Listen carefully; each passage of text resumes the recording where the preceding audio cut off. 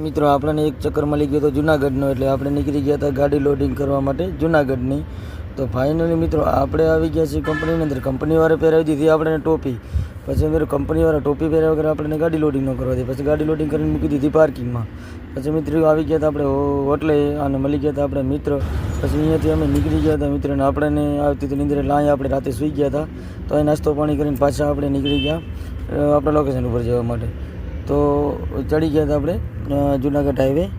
પછી તો મિત્રો આગળ ગયા હતા કાંઈક આવો નજારો જોવા મળ્યો કે મોટી ગાડીવાળા ગમે એવું લોડિંગ ભરે તો ચાલે, ઓવરલોડ. અમારે પિકઅપવાળા થોડુંક ભરે તો ન ચાલે. તો આવો તો સરકારનો નિયમ.